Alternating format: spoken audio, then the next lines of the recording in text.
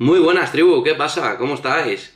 Atacaditos, ¿no? Me imagino. Después de la semanita esta, Vengadores Endgame y el capítulo de Juego de Tronos, la verdad es que ha sido una semana difícil para nuestro corazón, para soportar todo eso. Bueno, hoy os traigo un vídeo en el que os voy a explicar un poquito algunas de las dudas que quedaron con la finalización de la película de Vengadores Endgame. Así que este vídeo va a contener spoilers, ¿vale? Todo lo que se diga en este vídeo va a contener spoilers porque los hermanos Russo han hablado y han hecho unas declaraciones en las que explican ciertos puntos argumentales que no quedan demasiado claros en la misma película y bueno, yo creo que sinceramente que si tienen que salir a explicar esto es porque la película no ha funcionado muy bien, pero aún así nunca está de más porque lo que nos digan los directores es canon dentro del universo UCM.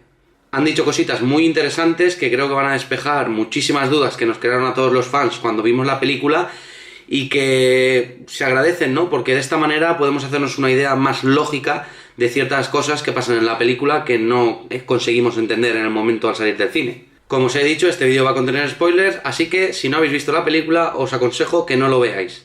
Vamos al lío, bienvenidos a la tribu de Wakanda.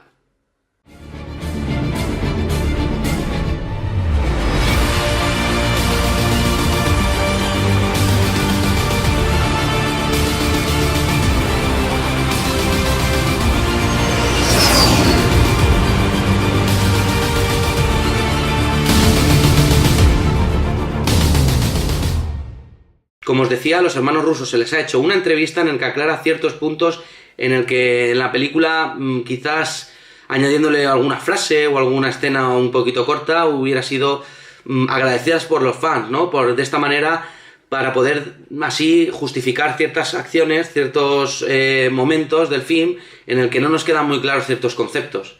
Así que procedemos. Al ser preguntados de que si el ratón no hubiera presionado el botón de la máquina cuántica, le preguntan de que si en esas circunstancias Endgame no hubiera sucedido, que si no es una coincidencia demasiado grande. La contestación es: sí, el ratón salvó el universo. Entre las muchas realidades en esos 14 millones de futuros posibles, según previó el Doctor Extraño, el ratón no puede presionar el botón y por lo tanto los héroes fallaban en esos futuros.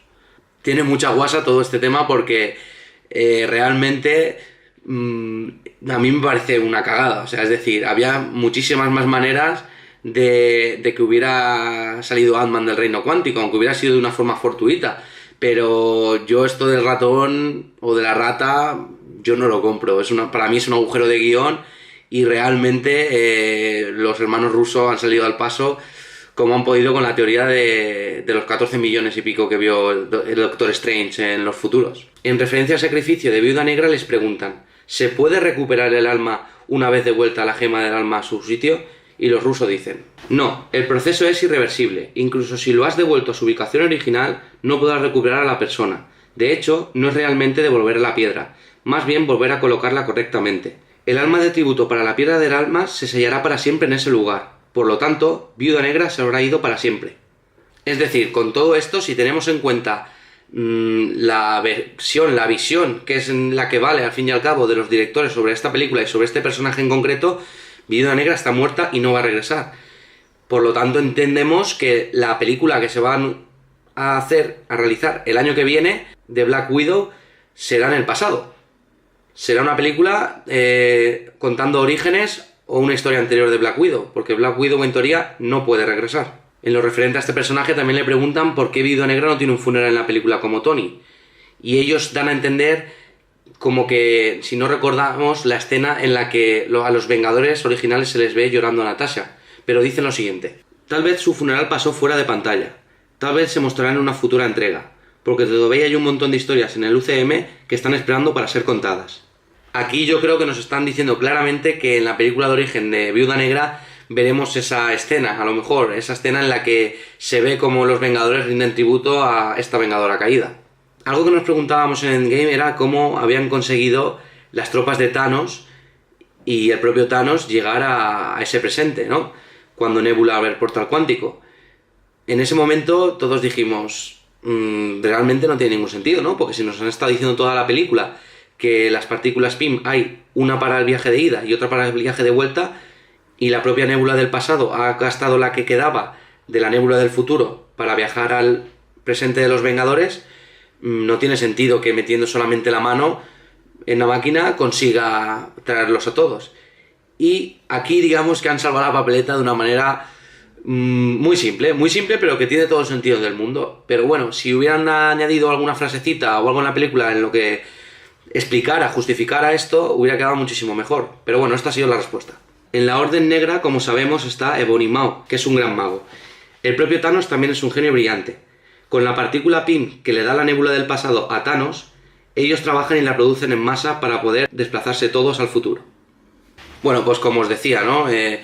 Una salvada de guión ahí con una justificación que tiene todo el sentido del mundo, pero que sinceramente, al no explicar una película, no deja de ser un agujero ahí que queda mal, la verdad. La realidad es que esa parte de la película estamos emocionados con la batalla que se avecina y todo el rollo y el ataque de Thanos y la vuelta a los Vengadores, pero luego fríamente cuando lo piensas deja mucho que desear esa escena, porque ya te digo, o sea, está en toda la película vendiéndonos que se necesita uno de ida y uno de vuelta y luego resulta que estos llegan sin justificación alguna. Se les pregunta también por qué es Tony el elegido final para eliminar a Thanos y a sus tropas con el chasquido en el guantelete, y los rusos afirman que no había otra opción. Thor no puede soportarlo, solo Hulk puede. No sabemos si Capitana Marvel puede resistir la energía de las gemas. Finalmente, deja que Iron Man haga esto porque es el más cercano. En los futuros que Doctor Strange vio, solo Iron Man estaba lo suficientemente cerca para hacerlo en ese momento. La gente tiende a pensar que la muerte de un héroe es algo malo, pero a veces no es así. Cuando su muerte puede ser cambiada por esperanza y puede salvar la mitad de la vida del universo, entonces su sacrificio es una epopeya heroica. Está lleno de poder y tiene un significado importante. En ese punto, la gente no debe estar inmersa en tristeza o ira. Bueno, en parte tienen razón, ¿no? No tenemos que estar tampoco enfadados ni tristes porque Tony Stark haya muerto, pero pues, yo más que por el hecho... volvemos a lo mismo que con lo de la rata, ¿no? Tiene su hilo argumental, tiene su sentido por el tema de solamente un futuro en el que ganaban los Vengadores de 14 millones y pico. Realmente lo hilan a todo esto, pero bueno, es tan fácil como que hubieran dicho que como esto llegaba a su fin en esta película, Iron Man es quien lo empezó y Iron Man era quien lo tenía que acabar y quedar como un héroe, desde mi punto de vista. Una de las preguntas que nos hacemos cuando es revertido el chasquido de Thanos es que todos los resucitados, todos los que han vuelto post chasquido de Thanos, realmente son 5 años más jóvenes. Sería el sentido de esta acción, porque recordemos que han pasado 5 años y esta gente ha estado desaparecida y ha vuelto tal cual el momento en el que se desapareció, tanto de edad como apariencia física, es decir, para ellos no ha pasado el tiempo. Incluso vemos una escena en la que Peter Parker y Ned, al final de la película, se abrazan como sin haber entendido muy bien los dos, no solo Peter Parker, lo que había pasado. La razón por la que Spider-Man volvió a ver a su amigo al final en el instituto fue simplemente porque sus amigos también se convirtieron en polvo, como lo estaba Spider-Man. Por supuesto, hay personas en su curso que no murieron y probablemente ya estén en la universidad. Para esas personas convertidas en polvo no tienen conciencia de los últimos 5 años, no saben lo que ha pasado. Es como si acabaran de despertarse de un largo sueño. El único que sabía cuántos años habían pasado era el Doctor Strange, porque ya lo había visto cuando estuvo meditando en Titán. La reunión de Peter Parker con Ned fue un momento conmovedor. También hay personas que de hecho siguieron adelante, pero que de repente se reunieron con sus seres queridos perdidos. Sí, es un mundo complicado ahora. Sin duda que es un mundo complicado ahora. Tiene todo sentido la explicación que nos han dado los hermanos Russo, ¿vale? La lógica era que estos personajes que desaparecidos tuvieran 5 años menos en la línea temporal, pero es una papeleta que para el futuro de Marvel va a ser difícil de explicar, ¿no? Digamos. A lo mejor no, a lo mejor luego simplemente cada película que hagan a partir de ahora y cada trama se desarrolla ya, lógicamente, pues chasquido de Thanos y es como si no hubiera pasado nada, entre comillas, pero es una papeleta interesante ver cómo va a enfocar el universo Marvel todo este cambio, porque no es fácil. Ahora, en teoría, van a haber personajes que deberían de convivir con otros personajes que tienen 5 años menos. Hay otro punto que es en el funeral de Tony vemos al chaval, al chiquillo que le ayuda durante Iron Man 3, cuando este se encuentra deprimido y no tiene ninguna ayuda de ningún tipo. Y este chaval, que lo vemos muy crecido, lógicamente, porque han pasado los años, Yo creo que quizás tenga un papel importante en el futuro.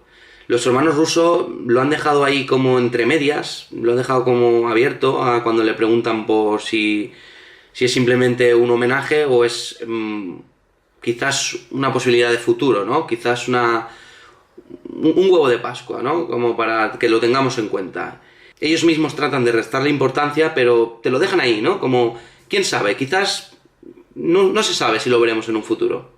Un punto muy comentado también es el viaje al pasado que hace Steve Rogers cuando tiene que devolver las gemas a sus respectivos puntos y él decide quedarse para vivir una vida con Peggy.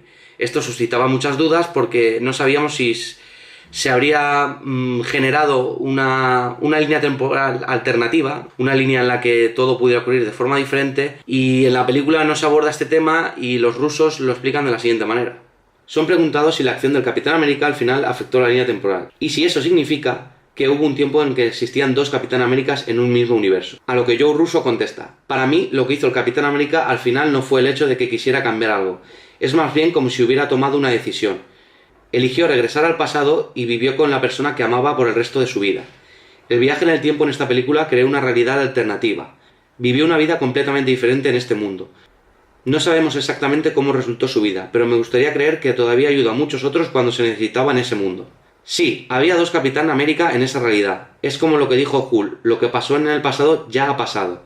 Si vuelves al pasado simplemente creas una nueva realidad. Los personajes de esta película crearon una nueva línea temporal cuando volvieron al pasado, pero no tuvo ningún efecto en el universo primario. Lo que pasó en las últimas 22 películas sigue siendo canon. Queda claro entonces que se creó una nueva línea temporal cuando el Capi viajó al pasado para vivir su vida con Peggy.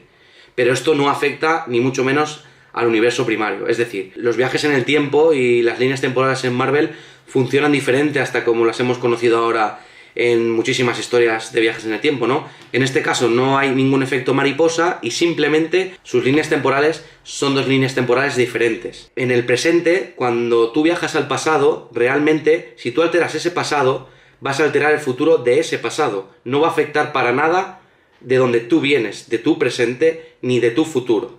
Toda acción que tú modifiques en el pasado afectará a esa línea temporal y no a la línea temporal de la que tú procedes. Se les pregunta también sobre qué año regresó el Capitán América, ¿no? Para vivir esa vida con Peggy Carter y poder bailar con ella y llevar una vida juntos. Y los rusos en este caso se lavan las manos. Los rusos responden que eso es un tema que ocurre en una realidad alternativa y quizás eso se pueda explorar en el futuro. A los rusos también se les pregunta si la trama de Endgame es un universo paralelo o un bucle de tiempo cerrado. Y su respuesta es muy contundente. No es un bucle temporal. Tanto la anciana como Hulk tenían razón. No puedes cambiar el futuro simplemente volviendo al pasado. Pero es posible crear un futuro alternativo diferente. No es el efecto mariposa. Cada decisión que tomase en el pasado podría crear potencialmente una nueva línea temporal. Por ejemplo, el viejo Capi al final de la película vivió su vida de casado en un universo diferente al principal. Tuvo que hacer otro salto de vuelta al universo principal al final para darle el escudo a Sam. Además de que encajaría perfectamente cómo y de qué manera le trae un escudo en condiciones a Sam. Es decir, a Falcon, porque recordemos que el escudo del Capitán América es destruido por Thanos en la batalla final. Así que de esta manera, con esta explicación, nos podría cuadrar todo un poquito más. Bueno, y por último, uno de los últimos puntos que han tocado en esta entrevista los hermanos Russo ha sido el hecho de que no hubiera una escena postcrédito en la película. Cosa que por otra parte resultó un poco raro, ¿no? Porque hasta ahora en todas las películas de Marvel, más o menos importantes, siempre habíamos tenido escenas postcréditos. Y es como que nos faltó eso en la película, el sello de Marvel no estaba dado por completo. Joe Russo ha comentado que es algo que tenían bien claro desde el principio, dado que representa la conclusión de esta primera etapa del universo cinematográfico. Se llama Endgame por una razón, este es el final. Se ha cerrado esta etapa del universo Marvel y ahora se abrirá una nueva. Ha comentado también que el sonido que se escucha al final con el logo de Marvel, de los golpes de metal, que es cuando Iron Man en su primera película está forjando su primer traje, es simplemente un homenaje al personaje y como un cierre a este arco argumental que se inició con su película. Bueno, pues esto es lo que han dicho los hermanos Russo en esta entrevista, en la que han aclarado ciertos puntos, que había más puntos y demás, pero yo he querido coger algunos, los que consideraba más importantes, que nos han podido suscitar unas dudas importantes en la película, y espero que se haya resuelto algunas dudas.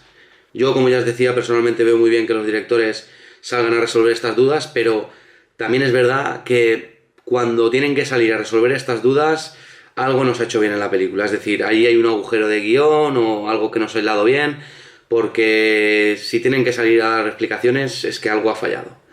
Pero bueno, insisto, está bien, nos resuelven ciertas dudas, se despeja cualquier teoría o cualquier hipótesis, esto es lo que vale, esto es lo que han dicho ellos y esto es lo que tenemos que considerar como canon y como correcto dentro de la película.